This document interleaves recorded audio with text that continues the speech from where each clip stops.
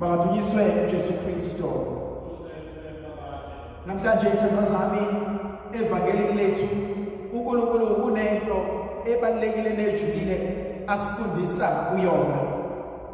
Kwathi lapho izixuku sezidlile uJesu wayesekhuba abafundi bakhe ukuba bangene esikebheni bahambe, yena wakhuphukela entabeni eyokhuleka. Ngibuka uMntaka Maria esifundisa inkonzo ebalulekile. Bathe bonke abantu sebedlile, uJesu ebese ebiza abafundi bakhe ebanika ithuba lokuba bangene esikebheni okokuqala bayophumula, kodwa kwesibili efisa ukubabonga. Ngiyayithanda inkonzo eyenziwa uMntaka Maria yokuthi kuzo zonke izinto ezenzakalayo, kuzo zonke izigameko esidlula kuzona, kodwa isandla sikaNkulunkulu siyohlezi sikhona ezimpilweni zethu. Ngiyamthanda uMntaka Maria uma ethatha lezi insizwa ebezikade zizibukela phansi, ebezikade zizenyeza ngoba aziboni zifanele noma aziboni zingakwazi ukwenza umehluko nezimangaliso uNkulunkulu asibizela zona.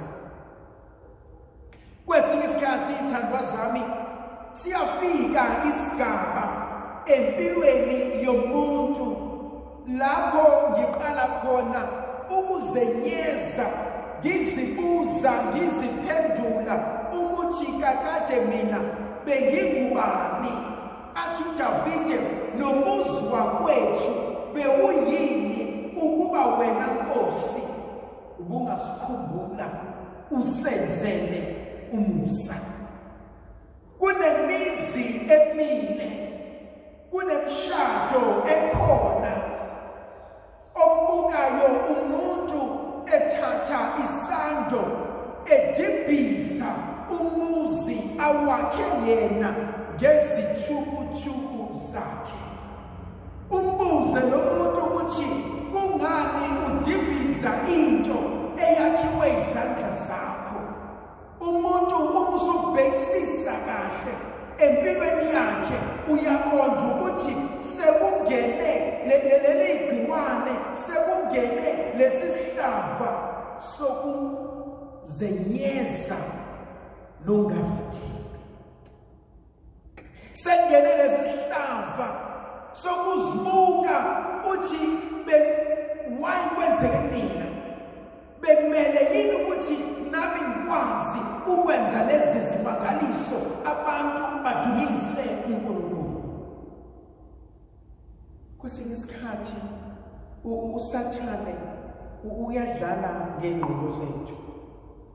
Kwesinye isikhathi uSathane uyasikhumbuza izono zasemandulo.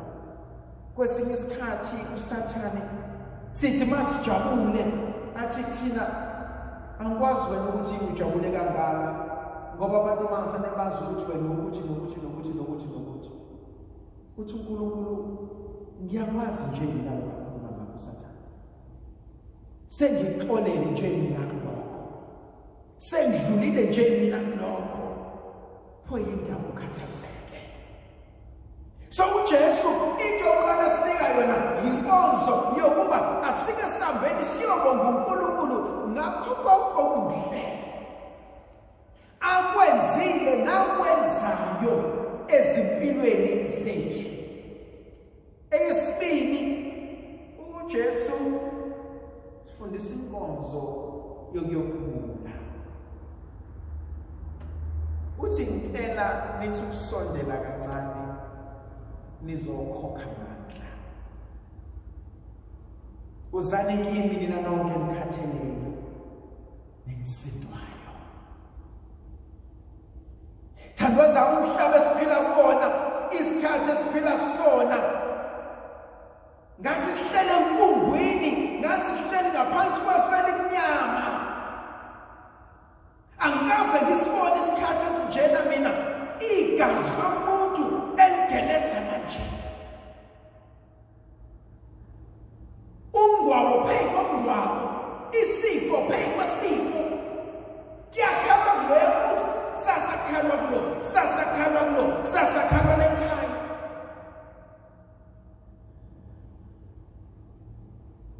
Yasinda impilo kwesinye isikhathi. Abantu bahlala ovalweni, abantu behleli ngokwesaba. Uthi uNkulunkulu anikelize mina ngizomphumuza. uNkulunkulu ufuna ukukhuluma nabantu ebusuku abangakwazi ukulala. Bayathatha bayabeka, bayabalisa. Omunye uzubuhlungu ebese yathuka. Omunye afunda izinto bese yathuka. Omunye alalelezwe bese yathuka. uNkulunkulu uzani mina athi ngizomphumuza. Mntaka Maria, ngibone izinkonzo yesithathu ejulileyo. Uthi asikhuphukele entabeni siyokhuleka. Uthi izinto noma sezenzeke kanje, uthi ungayulahle leyo connection noNkulunkulu. Athi njengoba bengiyakufuna uJehova, almase ngimtholile, athi bengiyakuyibeka indaba yami. Ngimbona uMntaka Maria ukubele entabeni eyokhuleka. Lithi izwi kaNkulunkulu esakhuleka entabeni, abafundi bahlele esikebheni, kodwa umoya nezivunguvungu sasishaya ngapha nangapha. Uyabuya uJesu indodana yewundlu, mayibuya hamba phezu kwamanzi. Into engithintayo nengihlaba ubukhwele ukuthi uJesu uhamba phezu kwamanzi, lamanzi anezivunguvungu asabisa abapostoli. Waba kwi-experience yento eyisabayo, yento ongazi ukuthi izosolveka kanjani, yento ongazi izolungiseka kanjani, bese kufika umuntu ozothi uthuswa ubala lezi zinto kade sasiyilungisa thina. Athi uyabona kufanele senze ukuthi nokuthi nokuthi nokuthi nokuthi, aqede akusayinele ama-forms, athi mi seyilungile into yakho. uJesu kahle kahle ingadlangala. Uyazi uJesu, ithandwa zami, sithi thina sibalisheka ngento eziningi, simemeza, sibaleka, sikhala, sisaba, sifuna ukuyibulala, senza konke. Athi uJesu uxakwa yini? Nkosi ngixakwa ukuthi nokuthi nokuthi. Athi uMntaka Maria, woza la, hlala phansi. Athi kade ngayilungisa lento yakho. Athi kade ngakunikeza ukuthi inkinga yakho awukayi ukuyoclaim ithikithi ekade lawina. Athi uJesu kade ngayilungisa leyo nto. Thina namhlanje uJesu, mina ngizohamba phezu kwamanzi, nina niwasabayo. Mina ngizohamba phezu kwameva, nina nithi azongihlaba. Mina ngizohamba phezu kwesimo, wena uthi sifuna ukukubulala. Mina ngizohamba phezu kwabantu abakhuluma kabi ngawe. Mina ngizohamba phezu kwabantu abahlukumeza impilo yakho. Umethi uJesu uyasinqobela, ukhuluma ngento aseyenzile, ayaziyo empilweni yethu.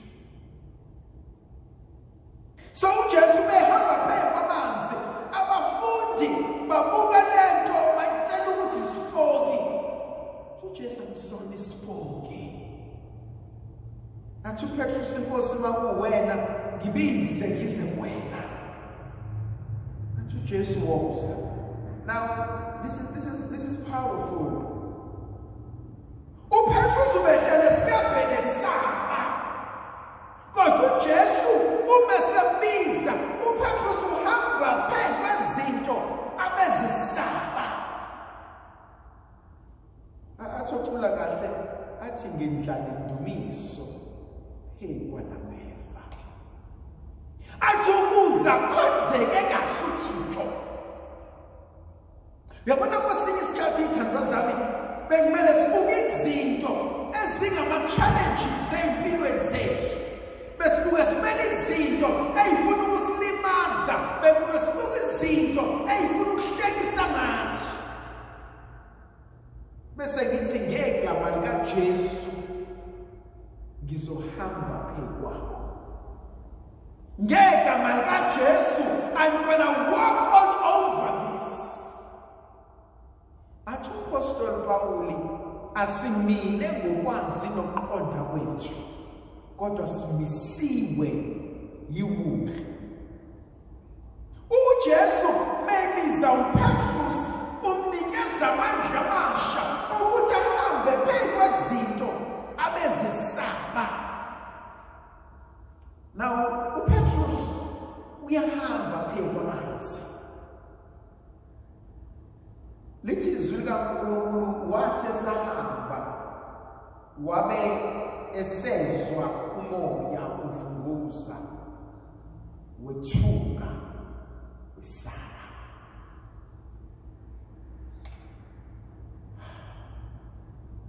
Bangaki thina ababulawa nguvalo? Sinengeke siyesaba sinovalo. Kodwa siyakhohlwa ukuthi osibizileyo kuphambi kwethu. Siyakhohlwa osidalileyo akasishiyanga endleleni. Siyakhohlwa ukuthi lesimo sibhekene naso eseyinyangana, kodwa iminyaka yami ithula ubufakazi ukuthi uNkulunkulu ke wathembeka, ukuthi uNkulunkulu kwaba muhle, ukuthi uNkulunkulu ke wawugcina nomusa, usazogcina namhlanje. Lithi izwi likaNkulunkulu wathi uPetrus esesaba waseyazinza washona phansi. Wathi siza Nkosi nakusekonakala. Lithanda inkonzo eyenzakalayo. uPetrus mesebona ukuthi sekuyonakala, uthi ngonyama yomndeni kaJuda nakusekonakala. Besibadinga omama besililo, besidinga intombi zomkhuleko, besibadinga obaba abazoya kuNkulunkulu bathi Nkosi nakusekonakala emzini baba, nakusekonakala abantwana bami, nakusekonakala empilweni yami, nakusekonakala emshadweni wami. Athi uJesu uqina nesibindi nesabi. Konzo ugcine ngiyithandayo lithi izwi likaNkulunkulu uJesu wangena naye uPetrus wangena esikepeni umoya yonke yethu. Abantu abaningi siwarishwa izinto ezenzeka ngaphandle, imimoya nazo zonke izinto. Uthi uJesu akukhohlwe konke lokho. Ngimele ngingene empilweni yakho. Mina ngizokuthulisa konke lokho. Ndlovukazi yezwi maybe nathi siphose sizivikele. Mangasikhanyisela uNkulunkulu somandla noyise benendodana nomoya ogcweleyo.